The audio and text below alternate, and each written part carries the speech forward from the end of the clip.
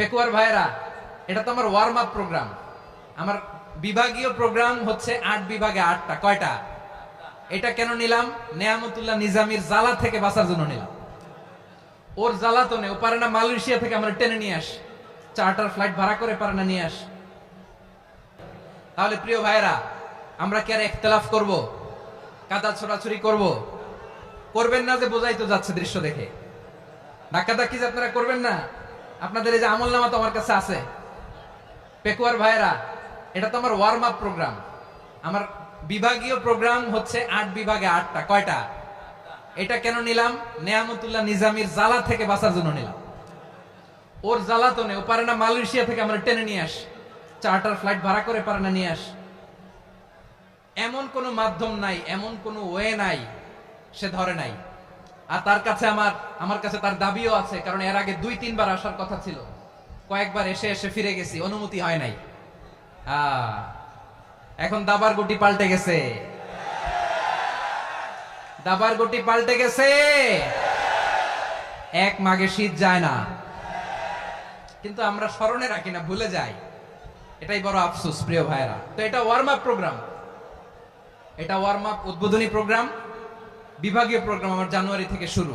তো যা যা করছেন আমার সাথে পেকুয়াতে সব কিন্তু বয়ান দিব, ওই জায়গায় সব বলে দিব পেকুয়াবাসী কি করছে। আমি তো ভাবছি পেকুয়ার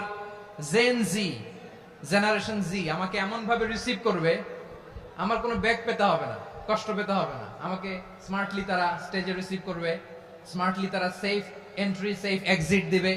তো বাস্তবে তো উল্টা, একেবারে উল্টা। আমি জানি জায়গা নাই, ওই যে দেখছেন উত্তর রেডি আছে। আমি জানি যে ধারণ ক্ষমতার অনেক বেশি লোক হয়ে গেছে, এটা আমি জানি। ভালোবাসা কোনো আইন কানুন দিয়ে মাপা যায় না, এটা আমি জানি। এটা যে ভালোবাসার বহিঃপ্রকাশ, এটাও আমি বুঝি। ভালোবাসাকে আটকায় রাখা যায় না। এটা যে ভালোবাসার অগ্নি স্ফুলিঙ্গ, এটারে কোনো কিছু দিয়ে দামায় রাখা যাবে না, এটা আমি টের পাই। এজন্যই মনকে বুঝতে যেটা ভালোবাসা। মেহেরবানি করে অল্প কয়েকটা মিনিট একটু সুশৃঙ্খল আমার সাথে থাকতে হবে, আল্লাহর ওয়াস্তে, আল্লাহর ওয়াস্তে। প্রিয় ভাইরা, তাহলে আমরা ঐক্যবদ্ধ জীবন যাপন করতে চাই, ঠিক কিনা বলেন? এবার বলেন ঐক্যের ভিত্তি কি? আমরা যে ঐক্যবদ্ধ হব কিভাবে? সবাই বলে ঐক্য চাই, ঐক্যবদ্ধ হতে চাই। ঐক্যের ভিত্তি কি বলেন? ঐক্যের ভিত্তি হচ্ছে তাওহীদ। আওয়াজ করে বলতে হবে সবাই, ঐক্যের ভিত্তি কি? যেই বলবে লা ইলাহা ইল্লাল্লাহ, ও আমার ভাই, তার জন্য আমার হৃদয়ে দরদ, মায়ামাখা দরদ, ভালোবাসা আছে না নাই? তাওহীদ। এই মুসলিম উম্মার ঐক্যের ভিত্তি তাওহীদ। পেকুয়ার ভাইরা মনে রাখেন, মেসেজগুলো মনে রাখেন। মুসলিম উম্মার ইউনিটি, ঐক্য, এটার ভিত্তি হচ্ছে তাওহীদ। যেই পড়বে লা ইলাহা ইল্লাল্লাহ, সে আমার কি? এজন্য বিষ্ণুই বলেন, মান ক্বালা লা ইলাহা ইল্লাল্লাহ, যে ব্যক্তি বলবে লা ইলাহা ইল্লাল্লাহ মুখলিসান মিন কলবিহি, অন্তর থেকে যে পড়বে লা ইলাহা ইল্লাল্লাহ, দাখালাল জান্নাহ, সে জান্নাতি হয়ে যাবে। সুবহানাল্লাহ বলেন। যেই পড়বে লা ইলাহা ইল্লাল্লাহ, সে কই যাবে? জান্নাতি হয়ে যাবে। এখন আমার সব ভাই যারাই লা ইলাহা পড়ছে জান্নাতে যাক, চাই কি চাই না? নাকি আপনি শুধু একাই জান্নাতে যেতে চান? একাই যেতে চান? জান্নাতে একা আমি যাব না তো ভাই, তোমাকেও জান্নাতে দলে নিতে চাই। সবাই বলেন, জান্নাতে একা আমি যাব না তো ভাই, তোমাকেও জান্নাতে দলে নিতে চাই। আমাদের জান্নাতের দল ভারী হোক, আমরা চাই কি চাই না? যেই বলবে লা ইলাহা ইল্লাল্লাহ, ওই আমার ভাই, সে জান্নাতে যাক, এটাও আমি চাই, ঠিক কিনা? নাকি সবাইরে জাহান্নামে পাঠাইয়া খালি আপনি জান্নাতে ঢুকবেন? আচ্ছা বলেন, সব গেছে জাহান্নামে, আপনি একা জান্নাতে, ওই জান্নাতে ভাল লাগবে আপনার? আকল খাটান। সব জাহান্নামে গেছে, যান।